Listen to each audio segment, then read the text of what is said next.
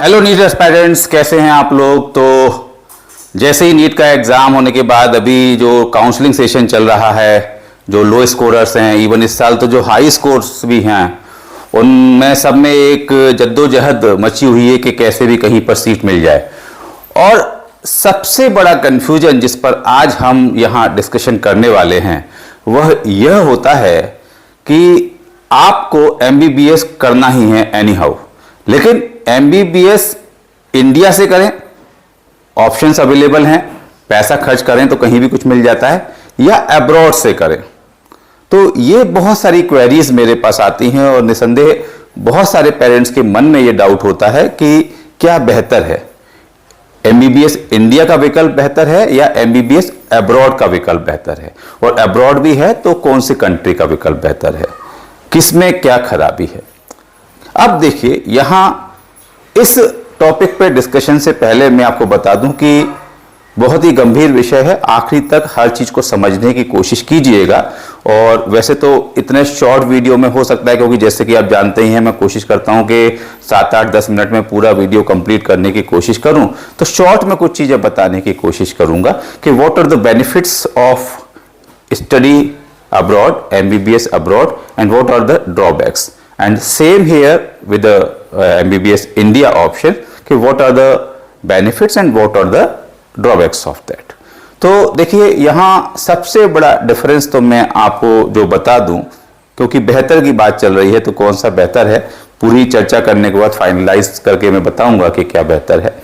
तो यहाँ जब हम एमबीबीएस इंडिया की जब बात करते हैं, क्योंकि हम उन्हीं स्टूडेंट्स की बात कर रहे हैं जो गवर्नमेंट कॉलेज लेने के लिए कहीं से भी उनके स्कोर्स उतने नहीं है, इसलिए वो जो है वो प्राइवेट कॉलेजेस के लिए कहीं ना कहीं प्लान कर रहे हैं, हम उन पे कंपेयर कर रहे हैं। क्योंकि एग्जैक्टली जिन लोगों को इंडिया में गवर्नमेंट कॉलेज मिल रहा होता है, शायद वो तो अब्रॉड जाने की नहीं सोचते हैं, इसलिए वो कंपेरिजन करना तो कहीं से भी लाजमी नहीं है। अब यहाँ बात आ जाती है कि जो प्राइवेट कॉलेजेस के लिए जाना चाह रहे हैं, तो देखिए दोनों एमबीबीएस इंडिया प्राइवेट कॉलेजेस और एमबीबीएस अब्रॉड जो गवर्नमेंट कॉलेजेस ही ज्यादातर होते हैं, तो कंपैरिजन में सबसे बड़ी बात तो यही निकल कर आती है कि दोनों के जो पैकेजेस हैं उसमें बहुत बड़ा अंतर है।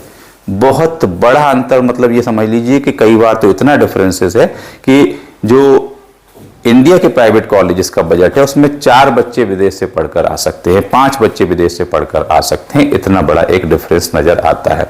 तो यहाँ पर एक ये बड़ा डिफरेंस है जो आपको देखना होगा। यदि आपका बजट है, पैकेज है, तो यहाँ लेते हैं, जिनका नहीं होता है वो वहाँ चले जाते हैं। अब इसके बाद में सबसे बड़ा एक जो पेरेंट्स के बीच में बात निकल के आती है कि भाई बच्चा वहाँ से पढ़ के आएगा, एफएमजी का एग्जाम तो निकाल ही नहीं पाता है, 25 लाख 30 लाख में जो भी एमबीबीएस करके आएगा किसी भी कंट्री से XYZ, तो जब वो यहाँ आएगा तो उसकी डिग्री तो उसकी खराब हो जानी है, वो पैसा बर्बाद हो जाना है। बिल्कुल सही ऐसा होता आया है, क्योंकि कई सारे कॉलेजेस जो थे उनका एफएमजी सक्सेस रेशियो बहुत कम था, तो बच्चे यहाँ पर बहुत स्ट्रगल करते थे, उनका पूरा के पूरा जो पैसा और साल खराब हुए हैं वो एक जैसे wastage of money and wastage of time होता था। अभी लेकिन वहाँ ऐसा नहीं है, कुछ ऐसे कॉलेजेस भी हैं जिनका एफएमजी सक्सेस रेशियो बहुत अच्छा था और यहाँ पर successfully there are thousands of doctors जो यहाँ पर डिफरेंट मेडिकल कॉलेजेस में डिफरेंट सिटीज में काम कर रहे हैं। अब यहाँ पर इंडिया के स्टूडेंट्स के साथ भी यही चुनौती आने वाली है, पिछले कई समय से चल रहा है और कुछ लोग अभी भी अनसर्टेन हैं, लेकिन देखिए कभी ना कभी तो लागू होने वाला है। हो सकता है कि अभी जैसे मैंने अपने लास्ट वीडियो में भी बताया कि जब आपके चिकित्सा शिक्षा मंत्री ने स्टेटमेंट दे दिया तो उसको बहुत सीरियसली लेना होगा। तो यदि यहाँ इंडिया के प्राइवेट कॉलेजेस से आप यदि एमबीबीएस करते हैं और आप सपोज कीजिए कि जो भी एक्सपेंसिव कॉलेजेस हैं, डीम्ड यूनिवर्सिटीज़ हैं, 1.25 करोड़ 1.5 करोड़ रुपया खर्च कर रहे हैं, उसके बाद यदि आपका यहाँ जो एंट्रेंस एग्ज़ाम होगा बाद में एलिजिबिलिटी टेस्ट चेक करने के लिए, जिसको नेक्स्ट का नाम दिया हुआ है, नेशनल एग्जिट टेस्ट, यदि वो आप क्वालिफाई नहीं कर पाते हैं तो कितना बड़ा अमाउंट आपका जो है वो खराब हो जाएगा। लेकिन ओवरऑल यहाँ ये समझ लें कि जो बच्चे पढ़ने वाले हैं, जो कॉलेजेस अच्छा क्वालिटी एजुकेशन दे रहे हैं, चाहे वो वहाँ हो चाहे यहाँ हो, यदि ये सब चीज़ें हैं तो श्योरली आपको आपके डिग्री का वर्थ मिलेगा एंड आप कोई भी एग्जाम कितना भी टफ हो उसको निकाल कर अपना डॉक्टर बनने का सपना पूरा कर पाएंगे। एक बहुत बड़ा जो चैलेंज आता है सिक्योरिटी कंसर्न को लेके कि उसमें क्या चैलेंजेस हैं, किसको अपन बेटर माने। तो देखिए यहाँ पर हम जब भी किसी भी सिटी की भी बात करें या कंट्री की बात करें तो हम उसके जो क्राइम रेशियो है उसका वो हम पता कर सकते हैं। सिंपली गूगल पे जाइए, उस कंट्री का क्राइम रेशियो क्या है, उस पर्टिकुलर जिस सिटी में कॉलेज है उसका क्राइम रेशियो क्या है, वहाँ का भी पता कर लीजिए। और वो आप यहाँ इंडिया में भी यदि किसी सिटी में जा रहे हैं तो उसका भी पता कर लीजिए। जैसे दिल्ली एनसीआर जानते हैं तो वो खबरों में हमेशा बना रहता है तो उसकी चर्चा चलती है, लेकिन किसी और सिटी का भी देखना है तो आप सर्च कर सकते हैं। वहाँ पर ऑफिशियल वेबसाइट कुछ ओपन होती है तो वहाँ दिया होगा कि उसमें कितना चांसेस है, कितने जो है वो आप सिक्योरिटी के हिसाब से उसको अपन चेक कर सकते हैं। तो ये एक बहुत बड़ा चैलेंज आता है कि भाई हम कहाँ एडमिशन लें, वहाँ हमको सेफ्टी सिक्योरिटी है या नहीं है। तो हो सकता है कि कई बार विदेश के जिस कॉलेज को या जिस सिटी को या जिस कंट्री को आप अनसेफ बता रहे हैं उससे ज़्यादा हॉरिबल सिचुएशन इंडिया में ही किसी ना किसी सिटी में हो। तो ये तो ऑफिशियली रिकॉर्ड देख के ही आप कंपेयर कर सकते हैं। ओवरऑल मैं आपको बता दूं कि यदि हम बेहतर की बात कर रहे हैं तो फिर से वही पॉइंट पे आ जाता हूं कि क्या बेहतर है।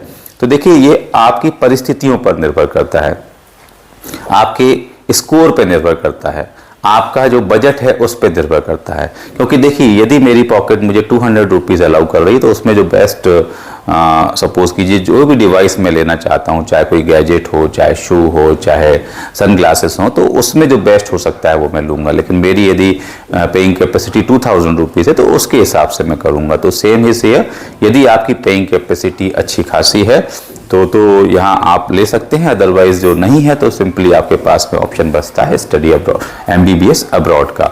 और यहाँ एक बात आप समझ लीजिए कि सबसे बड़ी मेजर जो चैलेंज आता है, सबसे बड़ा जो मेजर चैलेंज आता है वो होता है जो आपकी नेशनल मेडिकल कमीशन की गाइडलाइन है।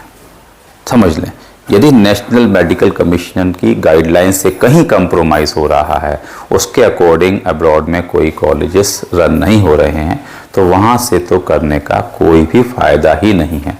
इसलिए जो भी कॉलेजेस हैं उनको ठीक से सर्च करके, जो भी आपके काउंसलर हैं उनसे प्रॉपर गाइडेंस लेके, यदि आपकी पॉकेट अलाउ करती है तो इंडिया सोचिए, नहीं करती है तो अब्रॉड में भी सोचिए। लेकिन जो मैं जो आपको 2-3 पॉइंट्स बता रहा हूँ उस पर आप ध्यान कर लें, क्योंकि देखिए ये एक ऐसा कंपैरिजन है जो थोड़ा सा ऑड है। क्योंकि जब हमारे पास में लिमिटेशंस हैं तो हम दोनों चीज़ों को कंपैरिजन करके उसमें से सेलेक्ट नहीं कर सकते। सेलेक्ट हमको उसमें से करना है। सपोज कीजिए आपका बजट यदि अच्छा खासा है तो फिर आप ये सोचेंगे कि यदि मुझे प्राइवेट कॉलेज भी लेना है इंडिया में तो मैं उसे कर्नाटका में लूँ या यूपी में लूँ या आपके तेलंगाना में लूँ या किस स्टेट में लूँ, ये आपको डिफरेंसेस देखने हैं। और यदि आपका बजट कम है तो फिर अब्रॉड में भी आपको ये कंट्री वाइज डिफरेंसेस देखने हैं। यहाँ उसको यदि आपका बजट का डिफरेंस है तो MBBS इंडिया को आप MBBS अब्रॉड से कंपेरिजन करके उसमें से सेलेक्ट नहीं कर सकते हैं। तो बहुत ही एक मैं समझ सकता हूँ कि क्रूशियल एक डिसीजन होता है। It's really a big decision. It is not too easy to send your daughter and son abroad too long. लेकिन एक करियर कंसर्न पेरेंट्स भी होते हैं, उनको पता है कि भाई अब ऑप्शन जो है चुनना उसी में से जो अवेलेबल है।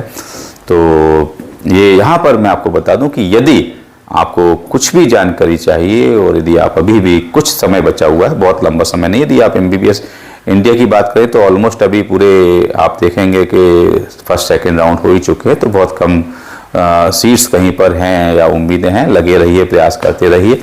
देखिए जैसे कि डीम्ड कॉलेजेस हैं, एक्सपेंसिव कॉलेजेस हैं, वो सिंपली 200-250 नंबर पे भी आपको देंगे, क्योंकि उनको जो 500 नंबर वाला होगा वो तो वहाँ जाएगा नहीं। लेकिन जिनके स्कोर्स भी कम है, जिनके पास बजट भी कम है, अब्रॉड के लिए सोच सकते हैं। सिंपली वही जो मैंने आपको बताया, आपको NMC की गाइडलाइन फॉलो कर रहे हैं कि नहीं, वहाँ पर क्राइम का रेशियो वगैरह चेक कर लीजिए, वहाँ के स्टूडेंट्स की लाइफ स्टाइल क्या है, वहाँ का आबो हवा क्या है, वो आप एडजस्ट कर पा रहे हैं कि नहीं, सब चेक करने के बाद में। और FMGE का सक्सेस रेशियो पिछले कुछ सालों का जरूर देख लीजिए। मैं आशा करता हूं कि ये वीडियो आपको पसंद आया होगा, और यदि पसंद आया तो शेयर जरूर कीजिएगा। और यदि MBBS एडमिशन से रिलेटेड कुछ इन्फॉर्मेशन आप चाहते हैं, कुछ मेरी गाइडेंस चाहते हैं, तो मुझे नीचे दिए नंबर पे कांटेक्ट कर सकते हैं। तो आप लोगों का अच्छा MBBS करने का अच्छा वाला सपना, अच्छा प्रोसेस अपना कर पूरा हो, इस एक शुभकामना के साथ थैंक यू वेरी मच। अगले वीडियो में फिर मिलते हैं।